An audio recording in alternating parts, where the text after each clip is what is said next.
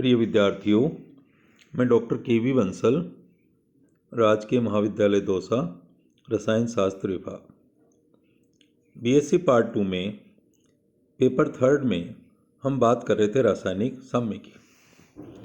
पिछले वीडियो के क्रम में हम आगे बढ़ते हैं तो नया हेडिंग आता है रासायनिक अभिक्रियाओं में मुक्त ऊर्जा परिवर्तन, जिसे वान हाफ समतापी भी कहते हैं।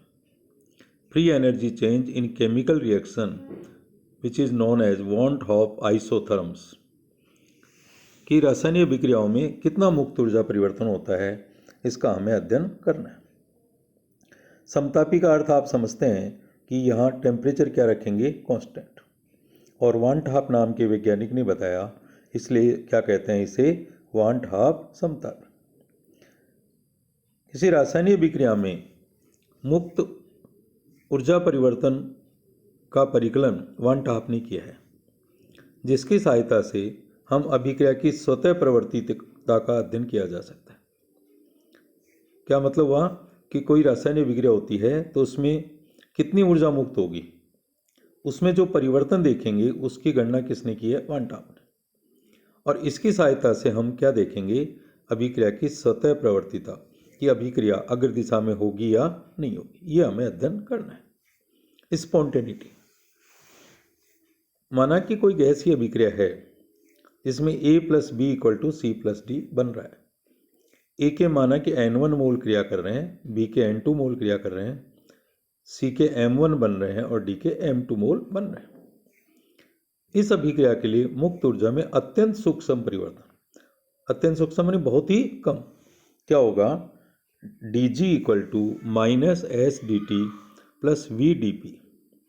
समीकरण नंबर 1, यह एक ऊष्मागतिक व्यंजक है, थर्मोडायनेमिक एक्सप्रेशन। ओके, इस व्यंजक में S क्या है, एंट्रोपी, V क्या है, कुल आयतन, और dt है ताप में परिवर्तन तथा dP है दाब में परिवर्तन। ओके, S एंट्रोपी, V कुल आयतन, dt ताप में परिवर्तन और dP दाब में परिवर्तन। अब देखिए यहाँ ताप स्थिर है तो स्थिर ताप पर dt = 0 होगा। क्लियर? तो क्या बचेगा हमारे पास ऊपर वाले समीकरण में, dg = VdP। ओके, समीकरण नंबर 2, जैसा कि आप जानते हैं गैस समीकरण 1 मोल गैस के लिए होता है PV = RT, तो इससे V बराबर क्या हो जाएगा, RT/P।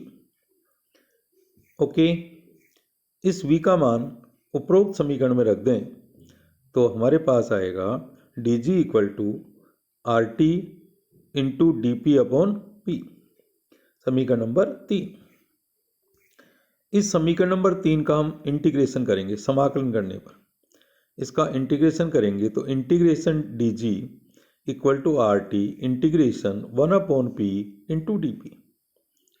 ठीक है, dg का इंटीग्रेशन होगा g और 1/P dP का होगा log P। तो इसका इंटीग्रेशन करने पर आएगा g = RT log P + C। जैसा कि आप जानते हैं C क्या है, यहाँ समाकलन स्थिरांक, इंटीग्रेशन कांस्टेंट, और P क्या है, एक वायुमंडलीय दाब पर है। किस पर, एक वायुमंडलीय दाब पर, जो कि मानक अवस्था है। क्या है, मानक अवस्था। क्लियर? तो यहाँ G0 = C होगा।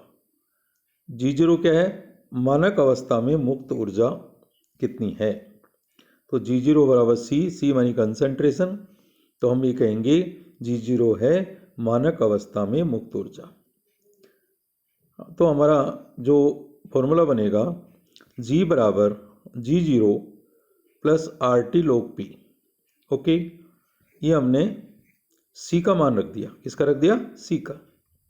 G = G0 + RT log P। Clear? इस समीकरण का प्रयोग उपरोक्त अभिक्रिया के लिए करने पर, इस समीकरण का प्रयोग किसके लिए कर रहे हैं हम, उपरोक्त अभिक्रिया के लिए, जो समीकरण हम पढ़ रहे हैं उसके लिए। माना कि Ga0, Gb0, Gc0 तथा Gd0 क्रमशः 1 मोल A, B, C तथा D की मानक अवस्था में मुक्त ऊर्जा है। मतलब क्या है, ये Ga0, Gb0, Gc0 तथा Gd0 1 मोल ABCD की मानक अवस्था में स्टैंडर्ड कंडीशन में मुक्त ऊर्जाएं और GA, GB, GC तथा GD क्रमशः ABCD की उनके आंशिक दाब PA, PB, PC तथा PD पर मुक्त ऊर्जाएं। क्या मतलब, ये जो GA, GB, GC, GD हैं वो जो पदार्थ हैं ABCD उनकी आंशिक दाब के ऊपर मुक्त ऊर्जा है। किसके ऊपर मुक्त ऊर्जा है? आंशिक दाब पर। आंशिक दाब क्या है? PA, PB, PC और PD। तो हमारे पास देखिए N1GA इक्वल टू होगा N1GA0 plus N1RT log PA। इसी प्रकार N1GB N2 होगा equal to N2GB0 plus N2RT log PB। तो उत्पादों के लिए होगा M1GC equal to M1GC0 plus M1RT log PC तथा D के लिए होगा M2GD equal to M2GD0 plus M2RT log PD। इसमें आप देख रहे हैं कि ये जो N1, N2, M1, M2 है उससे हर जगह हम गुणा कर रहे हैं क्योंकि ये मोल है। क्या है? मोल। क्लियर? तो हम गुणा कर रहे हैं। अब हम निकालते हैं मुक्त ऊर्जा परिवर्तन। तो delta G equal to summation G उत्पाद माइनस समीशन G अभिकरण। समीशन मानी सबका योग। तो हमारे पास आएगा M1GC प्लस M2GD, ये किसके लिए? उत्पादों के लिए, minus N1GA plus N2GB। Okay, अब इसके लिए मान रखें तो delta G equal to M1GC0 plus M2GD0 minus N1GA0 plus N2GB0 plus RT log RT PC की पावर M1 इंटू PD की power M2 divided by PA की पावर N1 इंटू PB की पावर N2। ठीक है, अब देखिए इसको solve कर रहे हैं तो और आगे बढ़ते हैं। तो delta G equal to delta G0। Okay, ये डेल्टा G0 क्या आ गया? मुक्त ऊर्जा में परिवर्तन मानक अवस्था में। तो उत्पाद माइनस अभिकार के लिए है, प्लस RT log PC की पावर M1 इंटू PD की power M2 divided by PA की पावर N1 इंटू PB की पावर N2। ओके, अब हम कहते हैं कि साम्य पर ये अभिक्रिया हम इस प्रकार लिख सकते हैं डबल एरो लगाकर। अभिक्रिया वही है, N1A plus N2B equal to M1C plus M2D। अभिक्रिया वही है, केवल बात किसकी करनी है? साम्य की। तो डेल्टा G बराबर 0 होगा साम्य पर। डेल्टा G बराबर 0 होगा। तो हम यहाँ क्या करेंगे कि समीकरण नंबर 6 में डेल्टा G की जगह 0 रख दिया।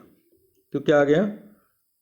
0 equal to delta G0 plus RT log PC की पावर M1 इंटू PD की power M2 divided by PA की पावर N1 इंटू PB की पावर N2। ये साम्य अवस्था के कंडीशन में। किस अवस्था में? साम्य अवस्था। या कहें माइनस डेल्टा G0, इसको राइट हैंड साइड में ले गए, equal to RT log PC की पावर M1 इंटू PD की power M2 divided by PA की पावर N1 इंटू PB की पावर N2। किस अवस्था में? अगेन साम्य अवस्था। अब देखिए PC की पावर M1 इंटू PD की power M2 divided by PA की पावर N1 इंटू PB की पावर N2, ये किसके बराबर है? KP के बराबर। किसके बराबर है? KP के बराबर। तो उपरोक्त समीकरण में इसकी जगह हम KP लिख सकते हैं। उपरोक्त समीकरण में इसकी जगह हम क्या लिख सकते हैं? KP। तो ये हमारे पास हो जाएगा minus delta G0 equal to RT log KP। अब डेल्टा G0 का मान समीकरण 6 में रख दीजिए। इसमें रख दीजिए 6 में। तो डेल्टा G इक्वल टू आ जाएगा minus RT log KP plus RT log PC की पावर M1 इंटू PD की power M2 divided by PA की पावर N1 इंटू PB की पावर N2। ठीक है, या ऐसे कह दें माइनस डेल्टा G, इसका चिन्ह बदल दो। क्या बदल दो? चिन्ह। तो minus delta G equal to R T log के P minus R T log P C की power m1 into P D की power m2 divided by P A की power n1 into P B की power n2। तो यहाँ पर ये समीकरण नंबर 7 और 8 क्या कहलाते हैं? वांट हाफ समतापी समीकरण। समीकरण नंबर 7 और 8 किसको दर्शाते हैं? वांट हाफ समतापी को, want half isotherm. Thank you.